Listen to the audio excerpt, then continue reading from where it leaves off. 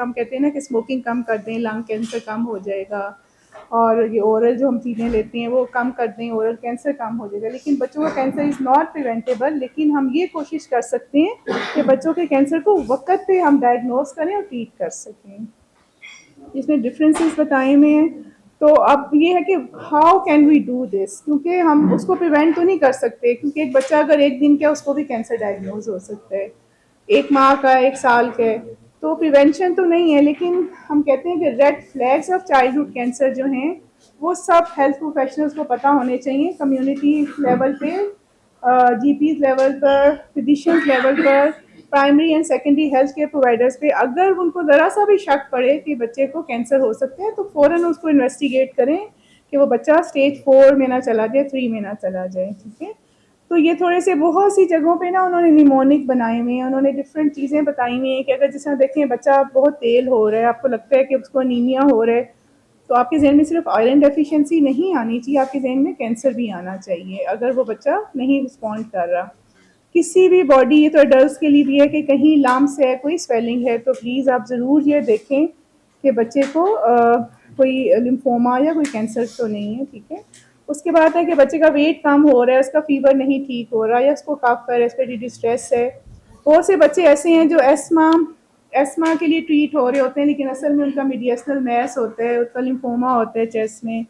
और जो छोटे बच्चे हैं उनको रेटिनोब्लास्टोमा, हम लोग ये सलामती का भी आप देख सकते हैं कि अगर आँख पे कोई चमक एकदम से आनी शुरू हो गई है, जिसको ल्यूकोकोरिया कहते हैं, तो हम देखना ज़रूर है कि उसको रेटिनोब्लास्टोमा तो नहीं है, क्योंकि रेटिनोब्लास्टोमा जो है ये भी 100% सर्वाइवल है इफ़ ट्रीटेड इन टाइम। और एब्डोमेन में कहीं भी अगर छोटा बच्चा है, माँ कहती है कि नहलाते हुए मुझे कोई लम्प फील हो रहा है, तो ज़रूर उसका अल्ट्रासाउंड कराएं। आपको पता है अल्ट्रासाउंड तो इट्स वेरी इजीली अवेलेबल, बल्कि अब हर गली मोहल्ले में अल्ट्रासाउंड के वो आउटलेट्स हैं। तो अब्डोमिनल स्वेलिंग, तो उसके लिए बहुत इंपॉर्टेंट है कि वो बच्चों का फ़ौरन अल्ट्रासाउंड हो जाए। उसमें ज़रा सा शक पड़े कि उसको कोई स्वेलिंग है, तो उसको हम सीटी चेस्ट करेंगे, सीटी एब्डोमेन करेंगे विद कॉन्ट्रास्ट, और फिर बायोप्सी होगी। उसके अलावा जो बहुत इम्पॉर्टेंट है ये बात कि कुछ बच्चे जो हैं उनको हेडेक्स होती हैं। ठीक है, हम कहते हैं मिग्रेन है, फैमिली में मिग्रेन थी। कुछ बच्चों को सुबह के वक्त वॉमिटिंग्स होती है, सुबह के वक्त ज़्यादा है ब्रेन ट्यूमर्स में, और हम लोग कहते हैं अच्छा नहीं, और आप यकीन करेंगे हमारे बहुत से बच्चे ब्रेन ट्यूमर्स के हैं, वो एंडोस्कोपी करवा के आते हैं, वो समझते हैं कि स्टमक में ही मसला है, गैस्ट्रो डॉक्टर्स के पास जा रही हो, बाद में पता चलता है कि उनको तो ब्रेन ट्यूमर था। इसलिए ये अवेयरनेस पैदा करना डॉक्टर्स और नर्सेज और कम्युनिटी हेल्थ वर्कर हर एक में जो एसोसिएटेड है हमसे, कि एक बच्चा अगर आपको कहता है कि उसके सर में दर्द हो रही है, उसको सुबह उल्टियाँ हो रही हैं, तो प्लीज़ उसका एमआरआई ब्रेन करा के ज़रूर देख लें, क्योंकि ये इससे वेरी कन्विंसिंग सस्पिशन कि उसको ब्रेन ट्यूमर हो सकता है। और फिर कई बच्चे होते हैं जो एकदम उनको फिर स्टार्ट हो जाते हैं, तो हम उनको समझते हैं न्यूरोलॉजिस्ट के पास भेजते हैं, असल में उसको ब्रेन ट्यूमर होता है। तो ये बहुत इंपॉर्टेंट है। और इसके अलावा जो सार्कोमाज हैं, बोन सार्कोमाज, वो किसी भी बोन में कोई स्वेलिंग है, तो कई बार ये होता है बच्चे फ्रैक्चर्स के साथ आते हैं, तो आपके जहन में ज़रूर होना चाहिए फ्रैक्चर्स के साथ थोड़ी सी भी स्वेलिंग है तो देखें कहीं यूविंग सार्कोमा, ऑस्टियोसार्कोमा तो नहीं। और ये पेरेंट्स इसी उसमें रहते हैं डिनाइल में कि नहीं बच्चा गिरा था, बच्चे को चोट लग गई, लेकिन बच्चा गिरा था, चोट लग गई, अगर उसको हीमाटोमा भी हुआ है तो वो 2 हफ्ते में रिजॉल्व कर जाएगा। उसकी स्वेलिंग जो है वो ग्रेजुअली तो इंक्रीज़ नहीं करनी चाहिए, तो इसलिए सार्कोमा जो है वो बहुत इंपॉर्टेंट है। ये उसके लिए है। अच्छा, स्पीकर। उसके बाद है कि जब आप सस्पिशन हो जाते हैं आपको कि ये ट्यूमर है या कैंसर है, तो फिर आपको मल्टी डिसिप्लिनरी टीम की ज़रूरत है। यहाँ पे कोई नज़र नहीं आ रहा। अच्छा, उसके लिए बहुत ज़्यादा टीम की हमारा ये है कि जो हमारे primary secondary health care providers हैं, जीपीज़ हैं, फिजिशियंस हैं, उनका काम सिर्फ यह कि वो सस्पेक्ट करें और हमारे पास भेज दें पीड्स के पास, बल्कि पीडियाट्रिशियन भी कई दफ़ा जो है ना वो उसी में रहते हैं कि नहीं है कि नहीं है। और इसमें एक जो फैक्टर वो ये होता है ब्रेकिंग द बैड न्यूज़। अगर उनके जहन में आता भी है ना कि ये कैंसर होता है, तो वो इस कश्मकश में ही रहते हैं कि पेरेंट्स को बताएं कि नहीं बताएं, क्योंकि हमारे पास बहुत से बच्चे ऐसे हैं ल्यूकीमियाज के, जिस तरह वो पेरिफेरी से भी आते हैं, तो हम उन्हें कहते हैं आपको डॉक्टर ने क्या बता के भेजा है, कहते हैं हमें तो कुछ भी नहीं बताया। तो फिर हम उनसे कहते हैं आप कौन सी वार्ड में हैं, और चिल्ड्रन हॉस्पिटल में कहाँ हैं, आपको पता है आप कैंसर वार्ड में हैं।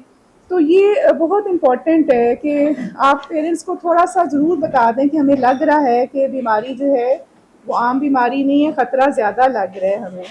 तो क्योंकि पेरेंट्स जब हमारे पास आते हैं तो कई दफ़ा तो वो पेरेंट्स भी डिनायल में होते हैं, उनको बताया भी हो तो वो ये सोचते हैं कि शायद कोई ऐसी खबर आ जाए कि कैंसर ना हो।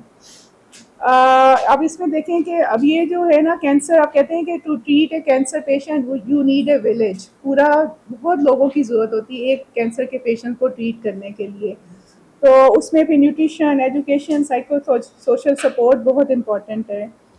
और बच्चों के लिए जिस तरह ये केस सिनेरियो दिया हुआ है कि बच्चे को 2 हफ्ते से बीमार है, हाई ग्रेड है, टायर्ड है, लेग्स में पेन हो रही है, स्कूल जाने से वो थोड़ा सा रिलक्टेंट है, थोड़ा सा फ्लू भी हो रहा है। पीडियाट्रिशियन ने इसको देख लिया, उसने देख लिया उसको पैलर है, लेकिन यूं ही अगर किसी बच्चे में फीवर और पैलर के साथ आपको कोई भी ब्रूजिंग या ब्लीडिंग टेंडेंसी मिले तो आपका फर्स्ट आपके जहन में कैंसर का आना चाहिए। Blood cancer, blood cancer, blood cancer, until proven otherwise. और अगर पेट पे हाथ रखे हैं तो आपको थोड़ा सा वो लग रहा है कि लिवर स्क्रीन भी ज़्यादा हो सकती है।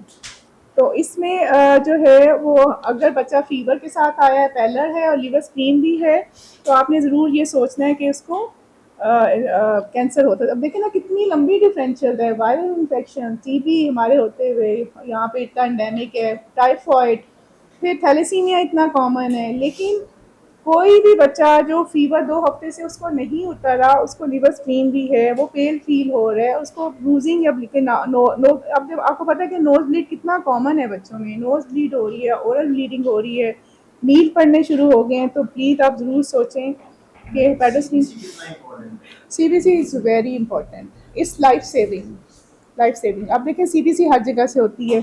यूजुअली डॉक्टर्स जो आपके लिखेंगे ना वो लिखेंगे सीबीसी पेरिफेरल स्मेयर, हमें पेरिफेरल स्मेयर नहीं हमें चाहिए, हमें सिर्फ सीबीसी और ब्लास्ट चाहिए। अगर वो लैब जो है ब्लास्ट पिक कर लेती है, कहानियों में डालने की ज़रूरत नहीं है, सिर्फ लिखें सीबीसी एंड ब्लास्ट, ठीक है। अगर आगा खान प्रेफर करते हैं, आगा खान शौकत खान उनकी लैब से, क्योंकि उनके ज़्यादा सीनियर उनके बैठे होते हैं उसके ऊपर। इन दूसरी लैब्स भी अच्छी हैं लेकिन वो टाइम लगता है कि तो उनके सीनियर हर वक्त अवेलेबल नहीं होते वहाँ पे। तो इसलिए अगर आपको ज़रा सा फील हो कि बच्चे को पॉसिबिलिटी है तो आप प्लीज़ उसको सीबीसी ब्लास्ट लिख के भेजें, 1 दिन के अंदर रिपोर्ट आएगी, आप प्लीज़ रेफर कर दें। और चिल्ड्रन हॉस्पिटल लाहौर जो है वहाँ पे उसके बाद आप बाकी चीज़ें देखें, लिवर स्क्रीन, लिम्फ नोड्स, बाकी चीज़ें आप देखें। लेकिन फीवर, पैलर, फीवर 2 हफ्ते से नहीं उतरा, कोई ब्रूजिंग ब्लीडिंग है, टेंडेंसी है, तो आप प्लीज़ उसको सीबीसी ब्लास्ट करा के उसकी। जी जी।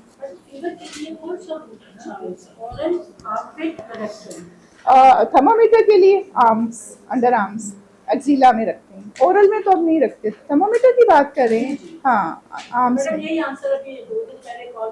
हम लोग यही कहते हैं कि वो क्या कहते हैं ओरल में रखें। रेक्टल तो कॉन्ट्रा इंडिकेटेड है कैंसर के बच्चों में, नॉट एट ऑल, ठीक है। जनरल पॉपुलेशन में भी आप कह सकते हैं। अच्छा, उसके बाद है कि आपने इन्वेस्टिगेशन क्या करनी है। अगर हम लोग अपने कोलीग्स को जो कि टर्शरी हॉस्पिटल्स में नहीं काम करते उनको तो हम यही कहते हैं सबसे पहले सीबीसी और ब्लास्ट, अल्ट्रासाउंड करा लें, लिवर स्क्रीन देख लें, उसके बाद पीटीए पीटीटी, बहुत सी चीज़ें हैं। आपने सिर्फ सीबीसी ब्लास्ट करनी है। ब्लास्ट अगर आ जाते हैं मोर देन 5%, प्लीज़ रेफर, ठीक है। और बाकी हम उसको बोन मैरो कराएंगे, बोन मैरो की भी हर वक्त ज़रूरत नहीं पड़ती, फ्लो साइटोमीट्री और बहुत सारे टेस्ट हैं जो हम कराएंगे। लिम्फ नोड बायोप्सी तब कराते हैं जब बहुत लिम्फ नोड्स हों, palpable more than 1 to 2 centimetre, और बोन उसमें सीबीसी उसकी बिल्कुल नॉर्मल है, क्योंकि अगर सीबीसी ख़राब होगी तो हम एक्सपेक्ट करेंगे बोन मैरो में कोई ख़राबी चल रही है, ठीक है, तब लिम्फ नोड बायोप्सी करेंगे। ये उन्होंने 2 पिक्चर्स दी हुई हैं, नॉर्मल और ल्यूकीमिया में लास्ट जो है वो उसकी है। इसमें बताया हुआ है कि बोन मैरो जो है वो हिप बोन से एस्पिरेट करते हैं, ठीक है। और अभी तो फ्लो साइटोमीट्री होती है अगर सेल ज़्यादा होते हैं। ये बाकी लिम्फोमास की है डायग्नोसिस, सारी चीज़ें, लेकिन ये सारे टर्शरी हॉस्पिटल्स में होंगी, ये वहाँ नहीं होंगे आपके क्लिनिक्स में ना, उनको टाइम ना ज़ाया हो उनका। ये पेट स्कैन की पिक्चर दी हुई है कि अगर जब उसको लिम्फोमा होता है तो सिर्फ यहाँ एक गिल्टी नहीं होती बल्कि उसके पूरे बॉडी के अंदर लिम्फ नोड्स और होता है कैंसर। इसमें what are the consideration prior to referring a child with suspected leukemia? अगर आपको लग रहा है कि कैंसर है तो आपने क्या करना है। इसमें ये होता है यूजी, अगर तो आप लोग क्लिनिक अच्छे बड़े क्लिनिक्स में काम करें जहाँ पे आईवी लाइन लग सकती है तो उसको आईवी लाइन लगा के हाइड्रेट करें, और जो भी समरी है उसको बना के छोटी सी उसको रेफ़र करते हैं, ठीक है। फ्लूइड्स बहुत इंपॉर्टेंट हैं क्योंकि जितना डिहाइड्रेशन होगी ब्लास्ट उतने स्टिकी हो जाएंगे, आपकी वेसल्स को क्लॉट करना शुरू कर देंगे। और ये बहुत इंपॉर्टेंट है, डू नॉट गिव स्टीरॉइड्स, ठीक है, स्टीरॉइड्स नहीं देने। इसके अलावा बाज़ फिजिशियंस तो नहीं मैं कह सकती, लेकिन बाज़ है ट्रेंड है बाज़ जगहों पे कि अगर फीवर 2 हफ्ते नहीं उतरा तो स्टीरॉइड दे देते हैं कि शायद स्टीरॉइड की वजह से उतर जाए। लेकिन अगर वो बच्चा कैंसर का मरीज़ है और आपने सिर्फ स्टीरॉइड दे दिए तो उसकी डिजीज़ मास्क हो जाएगी। जब हम उसको उसका इलाज करना शुरू करेंगे, हाँ जी, उसकी ब्लड पिक्चर ही खराब जी खराब हो जाएगी इवन के। हाँ, इसलिए वो आपने स्टीरॉइड्स कभी भी नहीं देने, स्पेशली आईटीपी वगैरह करके। इसमें आपके कोई क्वेश्चन है तो प्लीज़ पूछिए, ब्लड कैंसर के बारे में, सस्पेक्ट करने के बारे में।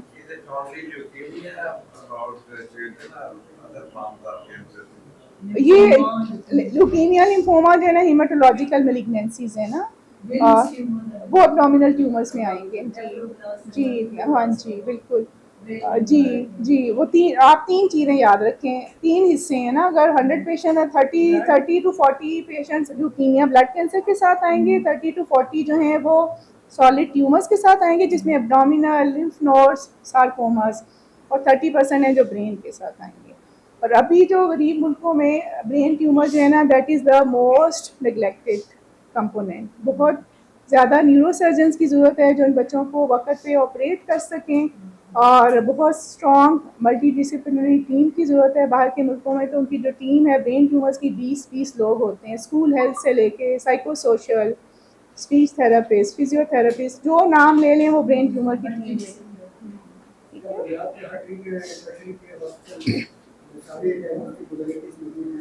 CBC है, ठीक है।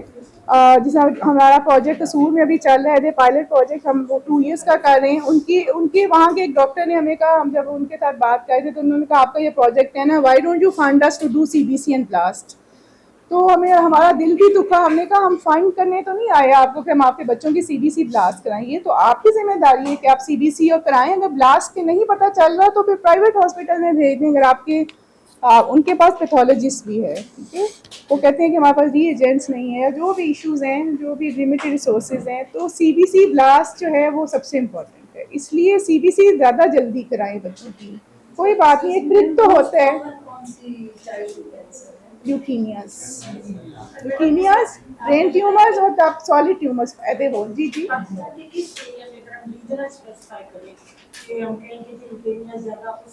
नहीं सब में ज़्यादा है, हमारे पास तो सब हर जगह से आते हैं। जी,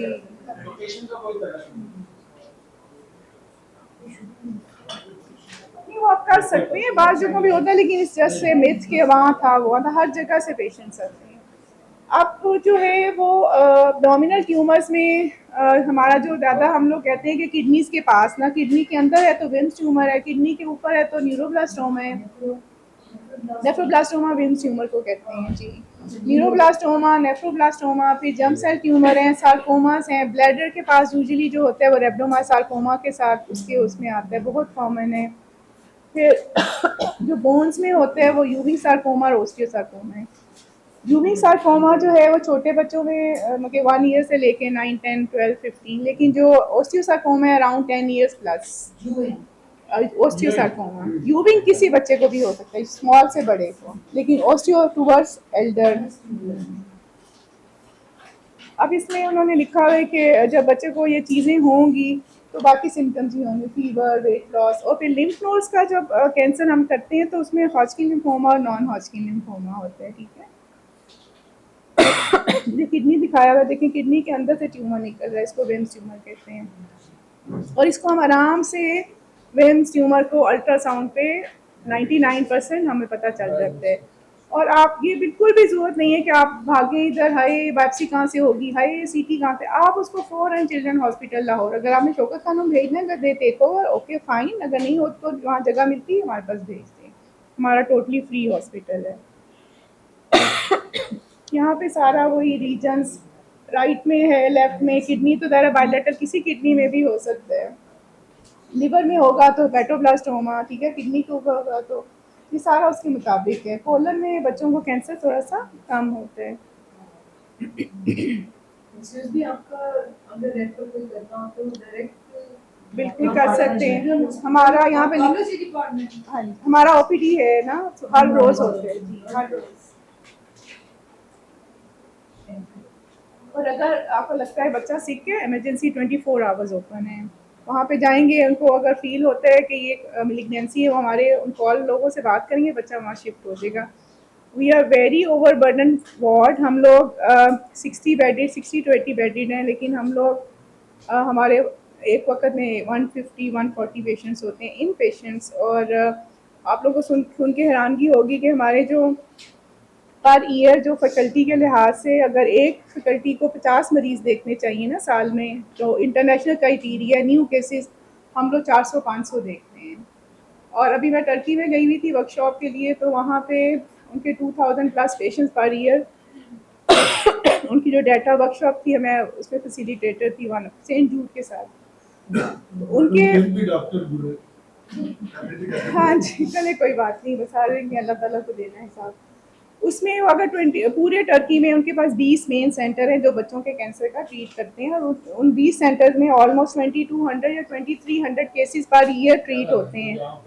और हमारे चिल्ड्रन हॉस्पिटल में 20,000 प्लस केसेस। मगर हम अगर टर्की में 20 सेंटर्स काम कर रहे हैं 2000 बच्चों के लिए, तो पाकिस्तान में एक सेंटर जो है वो काम कर रहा है, और उस 20 सेंटर्स में वहाँ पे उनके पास 60 से 70 कंसल्टेंट है, और हमारे सेंटर में 6 कंसल्टेंट के साथ हम उतना काम करते हैं। तो आप कंपेयर कर लें, ठीक है, उनकी फैसिलिटीज़ बहुत ज़्यादा हैं, उनके पास बहुत ज़्यादा रिसोर्सेज हैं, अपर मिडिल इनकम कंट्रीज़ हैं। लेकिन वैसे मैं बात कर रही हूँ कि कंपैरिजन कर लें कि अगर यूके में 700 पेशेंट्स आते हैं पर ईयर्स, जॉर्डन में मेरी कोलीग हैं तो उनके पास 500 आते हैं, KSCC जॉर्डन में जो है हॉस्पिटल, तो हमारे पास 2000 केसेस आते हैं, ठीक है। तो ये डिफरेंट टाइप्स ऑफ कैंसर है, जहाँ जहाँ पे होगा किसी भी पार्ट में ज़ाहिर है कैंसर बन सकते हैं। तो दीज आर जस्ट एग्जाम्पल। सोचें कि ये सारी के सारे जो, अगर आप कहीं भी प्रोब अल्ट्रासाउंड की रखेंगी, आपको ज़रूर पता चल जाएगा कि कुछ सस्पिशन है। अगर ज़रा सा सस्पिशन आपको फील होता है, प्लीज़ हमारे पास रेफ़र कर दें।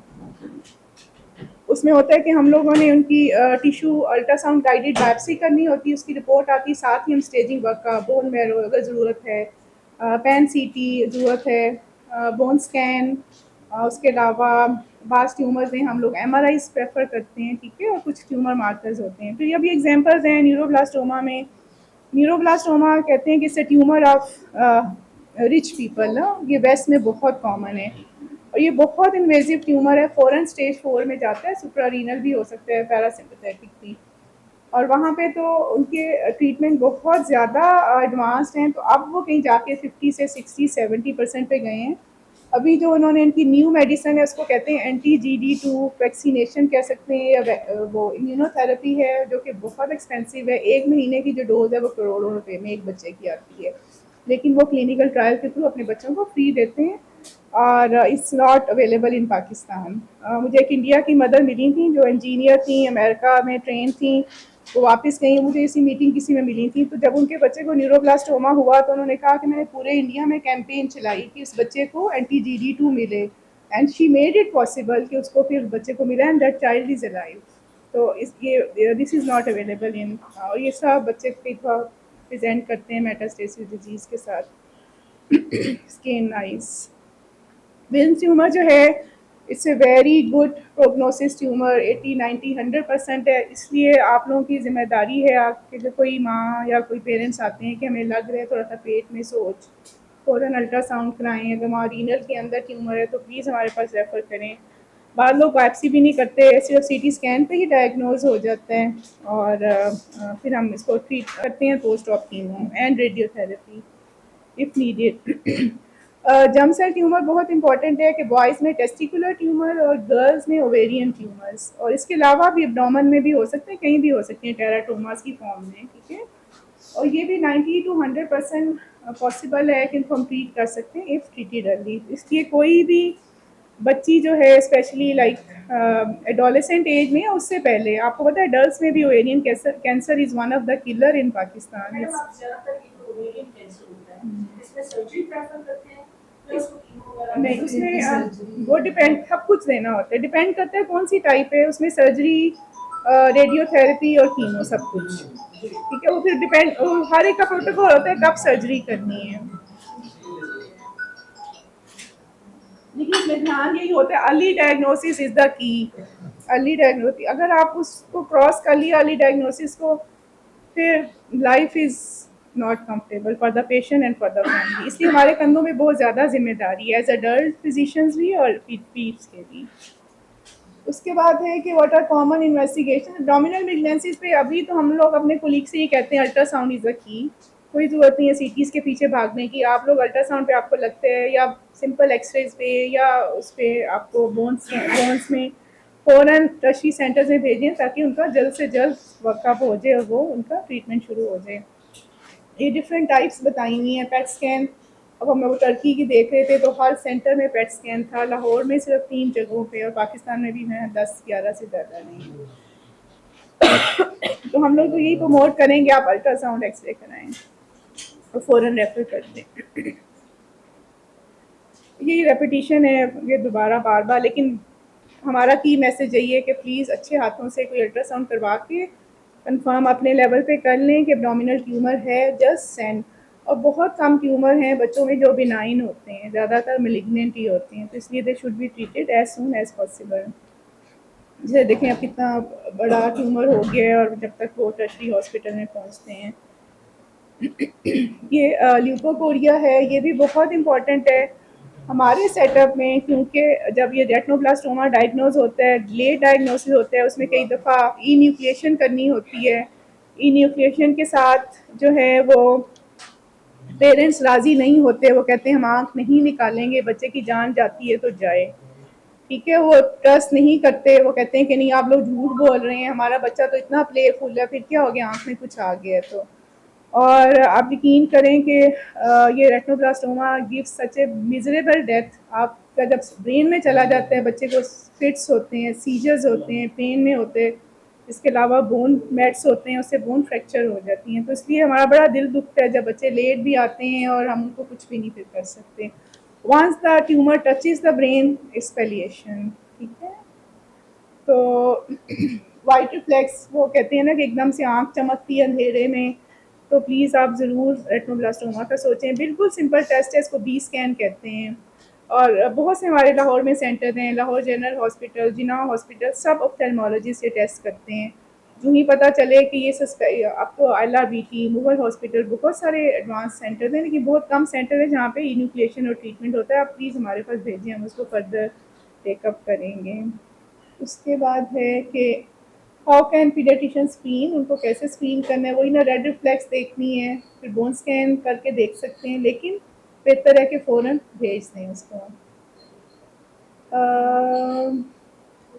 ये वही रेपिटिशन है, पेरेंट्स को एक्सप्लेन करना है कि इट कैन बी सीरियस, क्योंकि रेटिनोब्लास्टोमा का ये होता है, ये थोड़ा सा क्योंकि बहुत चैलेंज हमारे इसलिए होता है कि दे आर वेल चिल्ड्रन, क्योंकि उसका ट्यूमर जो है सिर्फ एक आंख में पड़ा है, बाकी वो हंस खेल रहा है, भाग दौड़ रहा है। कई दफ़ा फॉल्स की हिस्ट्री होती है जब उसकी दोनों आंखों में विजन ख़राब हो, लेकिन वो पेरेंट्स के लिए बहुत मुश्किल होता है इस चीज़ को एक्सेप्ट करना, बहुत मुश्किल। वो कहते हैं, मुझे अच्छी तरह याद है आज से कुछ साल पहले गुजरावाला की एक बच्ची थी, उसका इसी तरह हमने 1-2 कीमो लगाए, हमने कहा ऑपरेशन के लिए आए। जब उसके फादर को कॉल कर, कहा मेरी बच्ची मेरे सामने खेल रही है, आप कैसे कह सकती हैं इसको कैंसर है, and we refuse to come.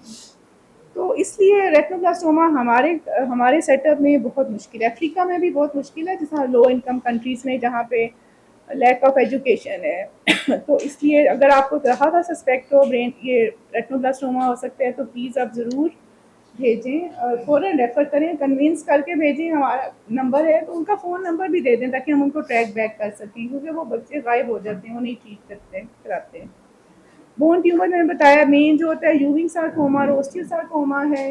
यूविंग sarcoma अगर होता है तो वो फ़ौरन ही किसी जगह भी हो सकता है, किसी भी बोन में। अगर आपकी किसी रिब में है तो वो आपके पूरे लंग को, अभी भी हमारे अब चिल्ड्रन में आए 1-2 बच्चे पड़े होते हैं। अभी एक बच्चा मेरे कमरे में था, चेस्ट ट्यूब लगी हुई है, लंग्स उसके एक तरफ से उड़े हुए हैं। और फिर बायोप्सी करते हैं, स्टेजिंग वर्कअप करते हैं ट्रीटमेंट। यूरिन सार्कोमा का फिर भी बहुत बेहतर है। ओस्टियोसार्कोमा का हम कहते हैं कि लंग्स में ना जाए, अगर वो बच्चे के लंग्स में चले गए उसकी जो सर्वाइवल है वो यहाँ से यहाँ आ जाएगी। तो इसलिए कोई भी टाइम है ना, अर्ली डायग्नोसिस बहुत इम्पॉर्टेंट है। ये उन्होंने एक उसका एग्जाम्पल्स दी हुई है कि स्वेलिंग भी हो और थोड़ी सी पेन भी हो तो प्लीज़ ये ना समझे इन्फेक्शन है या कुछ है, आपके जहन में कैंसर आना चाहिए। ये 2-3 कॉमन कॉजेज हैं। ये फिर अगर सिंपल एक्सरे भी कराएंगे ना, उसको रेडियोलॉजिस्ट को पता चल जाएगा कि बोन भुरभुरी हो रही है, अनियन फलाना, जो सारे हमारे जो होते हैं ना टिपिकल बोन्स के। उसके बाद फिर हम एमआरआई कराते हैं। ये भी दोनों में फ़र्क लिखा हुआ है, यूविंग ऑस्टियोसार्कोमा दोनों बहुत इंपॉर्टेंट है, इसलिए आपने ज़रूर ज़हन में रखना है कि ये कैंसर हो सकता है। कई बच्चे जो हैं वो गिरते हैं, उनको फ्रैक्चर होता है, पेरेंट्स डिनाइल में रहते हैं, नहीं वो तो गिरा था, नहीं वो तो चोट लगी थी, और अंदर तो कैंसर में तो आपका इंतज़ार नहीं करता आपके डिसीजंस का।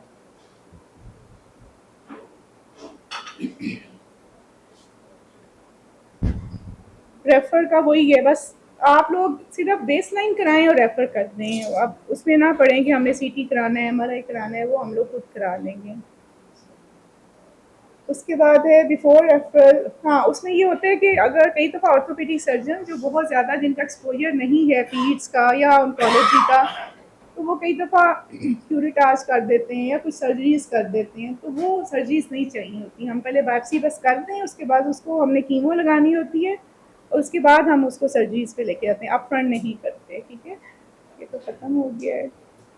आपको यहाँ पे ना उसमें कैप दिया होगा, अगर आप, हाँ ये फिल ये वाला भी है इधर। अरे ये तो फीडबैक है, सॉरी। ये तो इसके अंदर एक और होगा कैप, उसके अंदर 10 या 20 क्वेश्चंस हैं, और ये दिखाएंगे मुझे। और ये वाला जो है ना, इसके अंदर सलामती का ये है, ये हमने बनाया है, ये वाले हैं। इसमें मुझे ना रेफरल वाला पार्ट दे दें। ये जो है ना, हमने सलामती के नाम से बनाया है। सी जो है सोजन, नाम जो है लंबे अरसे से बुखार, यूजली हम कहते हैं 2 वीक्स ना। फिर आँख की तब्दीलियाँ, मुसलसल दर्द, अगर बच्चे की दर्दें नहीं, बोन पेन्स ठीक हो रही, उसका विटामिन डी करा लें, इसकी सीबीसी करा लें, देख लें नीमिया तो नहीं है। तवाज़ुन और अस्पी अलामात, हाँ ये हाँ जी, हाँ जी, हाँ जी। उनको कैप, ये कैप है, ये प्लीज़ आप लोग फिल कर दें तो हम लोग थोड़ा सा असेसमेंट का हो जाए। हाँ हाँ, ये आप लोगों ने फिल कर लें, अभी कलेक्ट कर लें, अभी बात, हाँ लेकिन कर लें ना, काइंडली प्लीज़ नाम मेंशन कर दीजिएगा। और इसमें ना हमारा ये रेफरल पॉइंट भी लिखा हुआ है, हमारे ओपीडी का नंबर 149 है, ओपीडी फर्स्ट फ्लोर पे है, और हमारा हॉटलाइन भी है। अगर आपको ज़रा सा भी होता है, थोड़ा सा भी फील होता है कि कैंसर तो नहीं है, तो प्लीज़ इस हॉटलाइन पे कॉल कर दें। हमारा नंबर हम तीनों के भी होंगे, हम आपको वो भी शेयर करेंगे।